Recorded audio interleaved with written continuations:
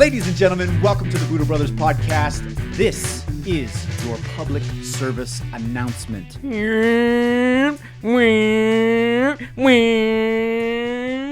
Remember to have fun. Fun. It feels like shit's just gotten so serious lately that even I admit, man, it almost feels like I forgot to have fun. We used to have so much fun, and then everyone's upset, and everyone. Oh man, it's crazy. Like it's like your head's been down for like so long. You're just like, what? Shit, I gotta remember to have fun. Like Yes. it is insane, especially for two guys like us who thrive off of that. To feel that, like I feel like, damn, I gotta remember, like, do some fun shit. Yes. Because like, it is hard to go out and meet people and do things, and guess when fun happens? It happens when you're like, for us, it's like socializing and doing stuff and meeting people, traveling. Yes. Going to seminars, meeting cool people, going to the martial arts super show that's been canceled 2 years in a row. Right. Yeah. So how do you do it now? It's different. It is different, but so how do you do it? you gotta find, like, I look at, honestly, man, if I look at some of the most fun times I've had over the last couple of months, they've either been playing with my niece and nephew, getting into that kid's headspace. We had a dance party at our family dinner. The kids just wanted to listen to music, so we put on some jams. They started dancing. They're like, Uncle Eric, come dance. So I started dancing. We all started dancing like no one was looking. And when you watch a kid that's just, no one's, literally, that saying, dance like no one's watching. Yeah. These kids were doing it, and it just made me do it. And I had the best time. Another time, New Year's Eve at your place. Everything was on lockdown and everything was closed, and we decided to throw our own illegal dance party.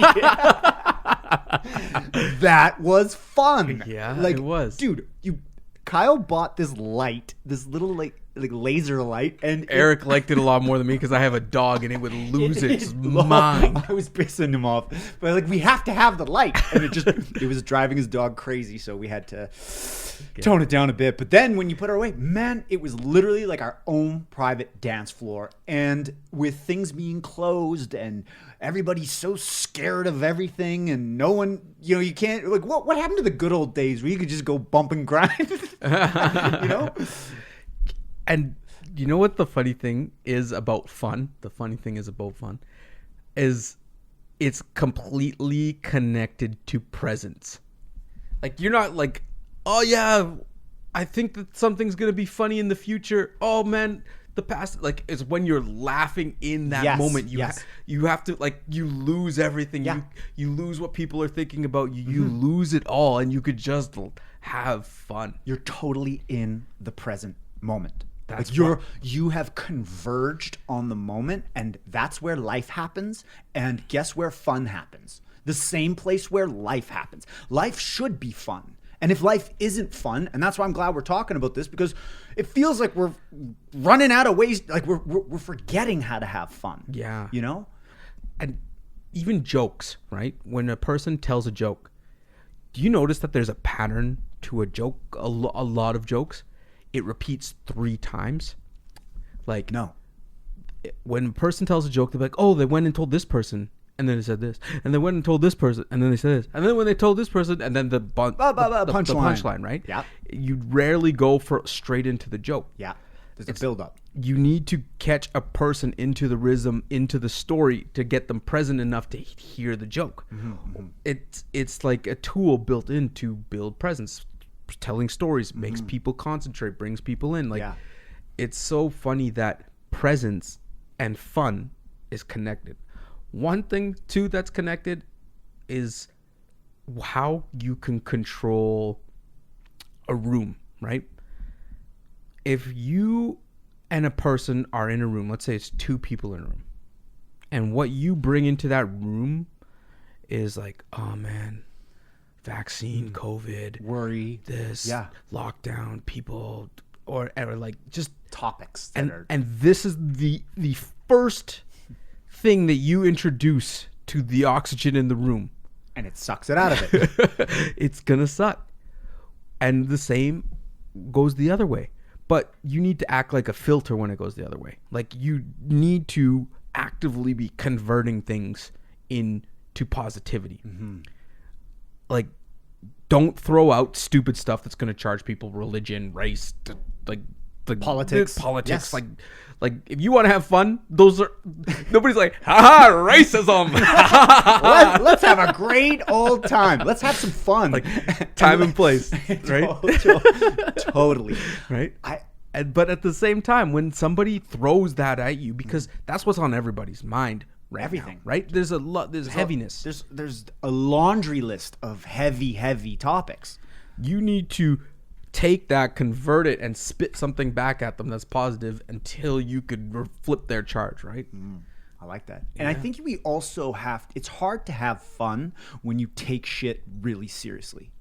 When you take life too seriously, you take things too seriously, it's hard to crack a smile. It's hard to toss out a joke and make light of what would otherwise be a dark situation. Yeah. At the same time, we also have to be sensitive because, in dark situations, it's not always an appropriate time for humor and fun. No. There's a time for mourning. There's a time for loss. There's a time for sorrow. There's a time. This is the ebbs and flows of life. Nobody likes that guy that's telling all the jokes at the wrong time, though. Yeah. Or like, hey man, could you just shut up? Yeah. Like, we're all struggling here. Like, this is, and there's a time too where, like, when you're in the dumps, you don't want, like, I'm sure I piss a lot of people off. Like, if I'm happy and they're having a bad day, and I'm just Mr. fucking Chipper.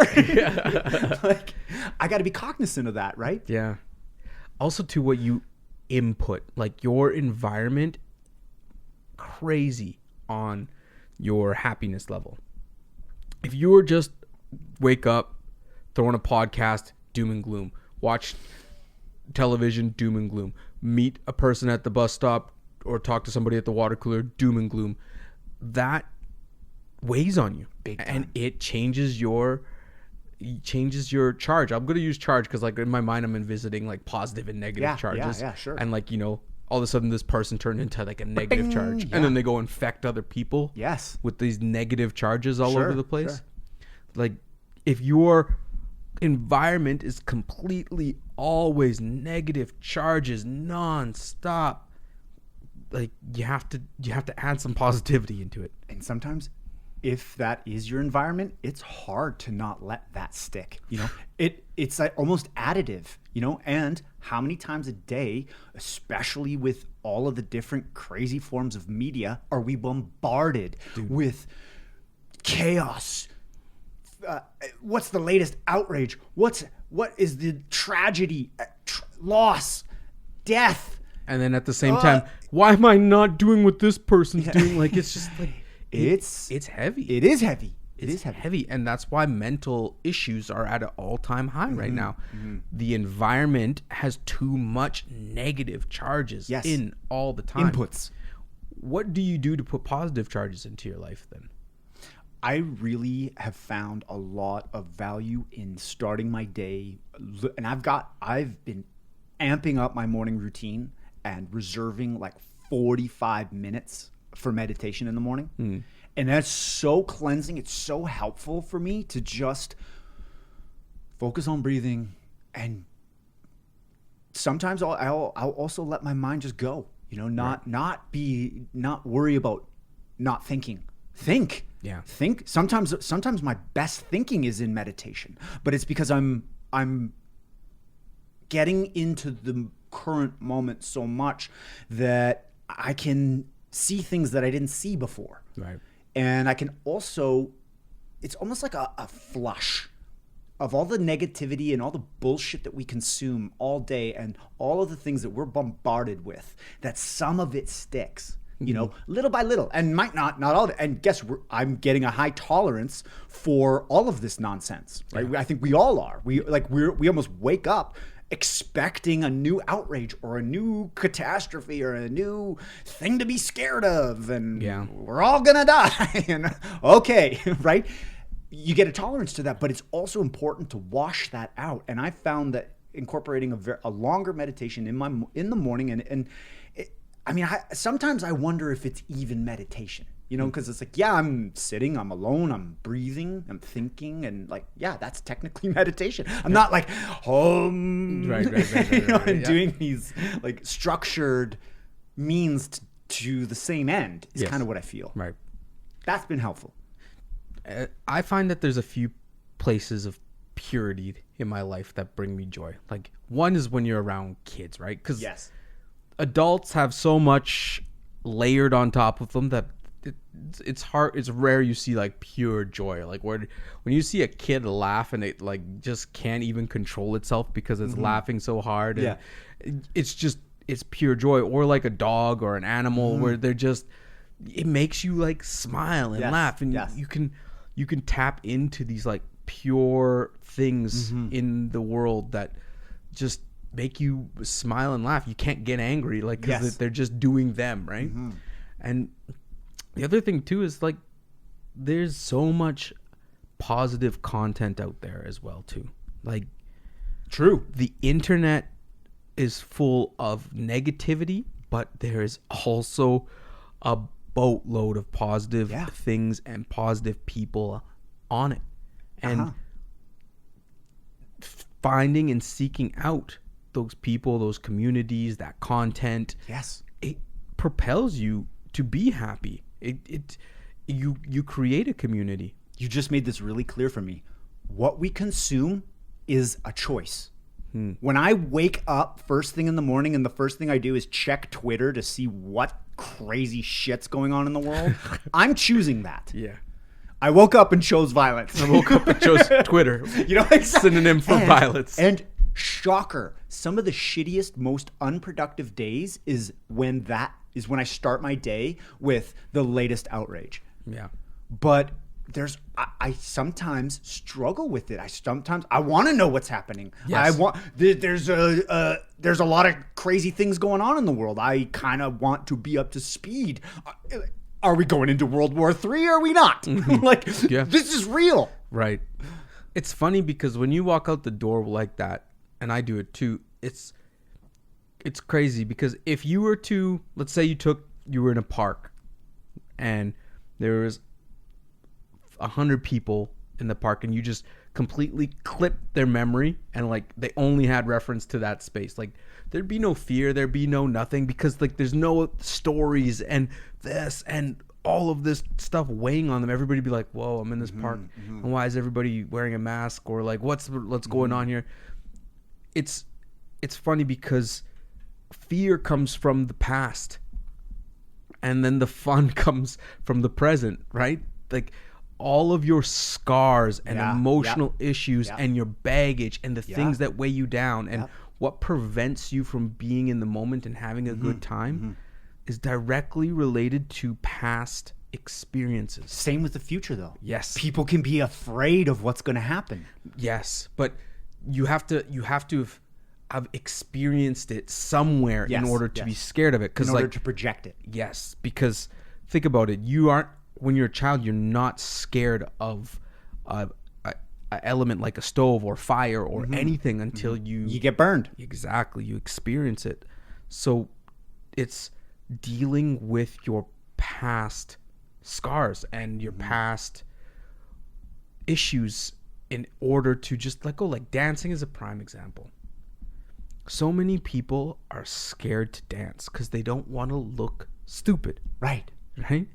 They don't want to just catch a vibe and just move. Let your body do its thing. Move to the beat. And then you have those people who are like flopping around like crazy fish. But and guess what though? If they're having a good time, it's hard for that not to be infectious. Yes. Like, oh my God, look at this person. They're dancing like no one's watching. And sure, it looks like shit, but holy, they're having fun. And it makes you want, it's contagious. It's those charges, right? Yes. You put out this crazy positive charge and it's like infects other people. It infects it. It's infectious. It is. Smiles are infectious. When was the last time you smiled at a stranger?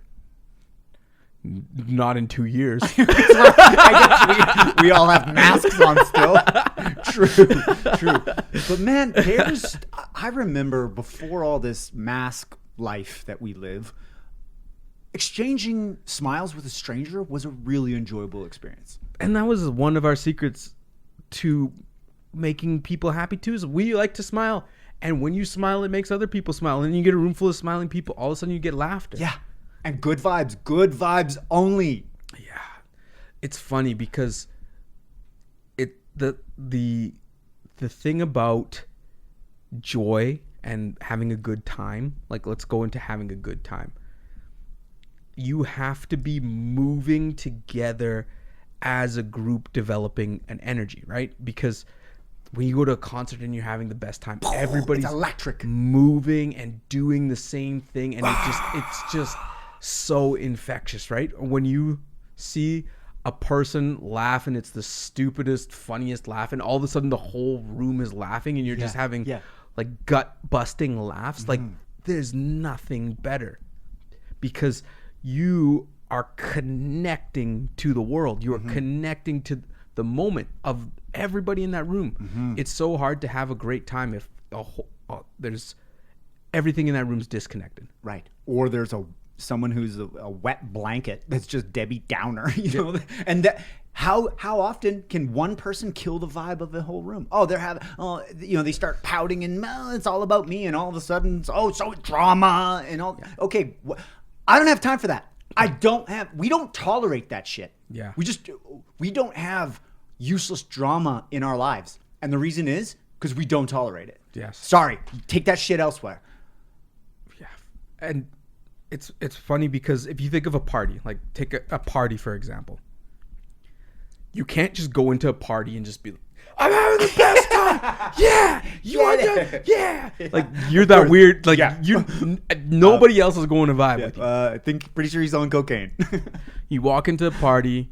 Everybody like has their space. You talk to the person you know. Everybody like starts vibing, right? Oh, the music starts playing. Like this is all right. This is good.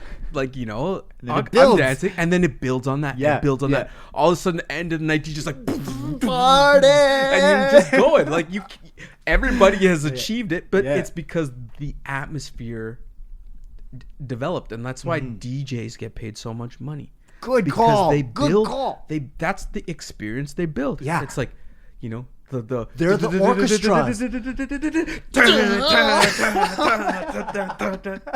Totally, that's so true, man. Yeah. That's that is, and it's a crazy value that they do provide, because when you experience that in a concert as a group, it is a profound experience. You know, when everyone is jamming and having the best time. It's profound. It's freaking crazy. And the funny thing is it is 100% free. Like having a good time is 100% free. You don't need to pay anybody to have a good time. When you're doing the most mundane stuff, you could be having the best time. Dancing, hanging out with friends, enjoying food, like chopping it up, telling jokes, playing sports. Like you just have fun. Vegas is the prime example.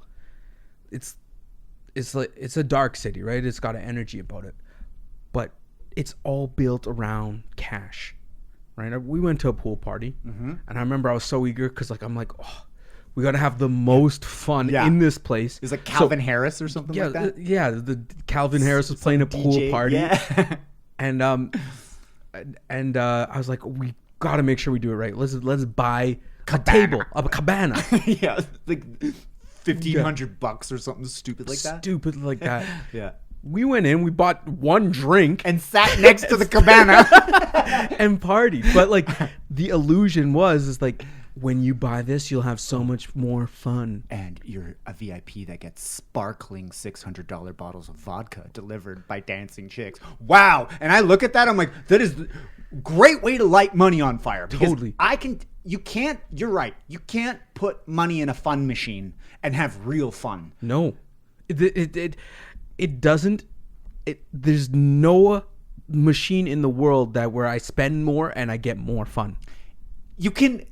But you can pay for experiences that add to fun. See, though, the key thing is the experience. Like you're paying for everybody to be on the same page. Like that's it. Yeah, true. Right? Yeah. Like because, like, there's some broke ass people who are having way more fun than anybody else. For sure. Right? And how many of these dudes that are buying these cabanas and $600 bottles of Smirnoff vodka, they don't look like they're having much fun at all. They're all looking around like, yo, bro, puffed out chest and she's hot. Like, it's just sweet. You must be having a blast. Or the girl that, and this is stereotyping, I'll change this. The person okay, that takes forever to get ready to go out. I do. But after you're out, you don't care. Your hair can be whatever. True. And the whole time they're out, they're worried about how their they look. Is this out of place? Is this takes them out of the moment? Oh, I gotta go fix this. Like you just spent the whole time preparing for this moment, and in the moment, you're not living it. You're more worried about your appearance. Right. And that takes you, and so it's hard to have fun if you're constantly thinking about something that is not happen. Like, in order to think about how you look, you're not observing what's happening right in front of you. Yes. You're out of the moment. You're in your head. Yes. Oh, how's my this? You're thinking. You're thinking. You're not being. And I feel like fun is a part of being. Like you to have fun, you got to be connected to the current moment. Like you said, it happens when you're not worried about the future. You're not regretting the past. You're here right now, connected with friends and people that are adding to the level of joy in your life. Yeah. And you're just having fun. You know what? Do you know what's funny is I've had a realization that fun happens when you detach from ego. Okay. Your ego is your sense of self. Correct. Right? It's how you view yourself. It's all of the things you think about yourself. Mm-hmm. In order to have fun and laughter and discharge, you need to let go. Like, when you're laughing, you are not thinking about anything. No. Like, you're not, like, there's no ego. No. You cannot be thinking like, oh man, I should be laughing because this is funny. Right. Like, there's no sense of self. Yeah. It's interesting. It's like I'm in it. Like, I'm laughing. Like, when a kid's laughing and falling over, like, they're in it. Yeah. And you can all tell those people that are fake laughing, like, I shouldn't. Yeah, that's good. Yeah. You're not disingenuous. But it's not fun, right? No. The only time you have fun is when you let ego go. Like, to dance like an idiot, you can't have an ego. You can't have an ego because your ego will be like, this is how I should be dancing. Yeah. This is what I should be doing. What are people thinking? Yeah. And maybe that's what like happens in a dance competition because they're so focused on it, but it's a detachment from ego. Mm-hmm. It's letting go. Mm-hmm. It's like a roller coaster, right? You made it to the top and all of a sudden it's just yeah.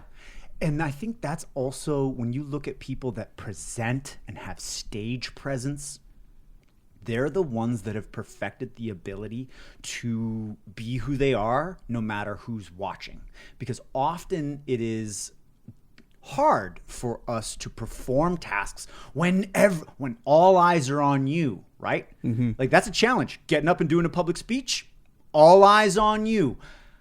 Can you not think about that and articulate what message you're there to deliver without getting your ego in the way? And because while you're thinking, oh, this isn't going well, you're not connecting your next sentence. You're umming, you're awing, you're not. And so that's why some of the best presenters that have perfected that craft, they've been able to figure out how to completely detach from ego and dance like no one's watching. Right. And give that goosebump speech where they were pure, their pure beingness shines through them and they're delivering a message that moves you. And you feel like you are the only person in the room and that speaker is talking to you. And that's profound, and that's an interesting way to look at it. It's really cool. And fun is almost like Voldemort. I know you don't know who Voldemort is, but it's like the thing. Wizard of Oz? Well, it's in Harry Potter. You can't say his name, right? Or he comes true. Like, oh, okay. Yeah. So, like when you are having fun, you don't even know it. Think about that. When you are having a laugh attack, you do not even know that you're having fun until after you had that laugh attack. You're like, fun. that was funny. Like your brain kicks in. Like, man, that was funny. Yeah, that was hilarious. Yeah. But when you were laughing, you're not like, I'm having so much fun. Yeah, like you're like thinking about it. Yeah, You, it's an expression. It's a discharge of energy. Yes, You're yes. in this thing. And so like when you're out, even too when you're out having fun, you're like dancing and having fun, and you like all of a sudden click like, I'm having so much fun right now. In that moment, you're like not having fun. Okay, I'm going back. Yeah, you gotta get all right. I gotta get back to having fun. But that's actually funny because if you and it can work the same way about you could easily psych yourself out by thinking about having fun. You're not going to have fun if you're just like, I have to have fun. If it's in your mind, you're not going to have fun. You're losing. You're not going to have fun. Am I having fun? I'm pretty sure. You're having fun, right? Yeah. Yeah. Are you having fun? I'm having fun. Are we having fun We're right having now? the best time right now. This is so fun. Fun off. Exactly. It's impossible. Yeah. Yeah. Budo Brothers Challenge. Hit it. Give us a Budo Brothers challenge. I challenge everybody to focus on viewing the world as negative inputs and positive inputs. And how can I add more of those positive inputs into my life? What makes you laugh? Find maybe 3 things that make you laugh, like actually laugh, and put that in. Add those positive inputs in. Happiness, joy. Yeah. Let's get back to the good stuff. Absolutely. Joy Jitsu 101. Joy Jitsu 101. You've been served. Oh! All right, everyone. Thank you so much for tuning in. We appreciate you listening to us banter these ideas back and forth. And we're just so thankful that you take the time out to tune in with us. And honestly, your support means the world to us. Till next week. Adios.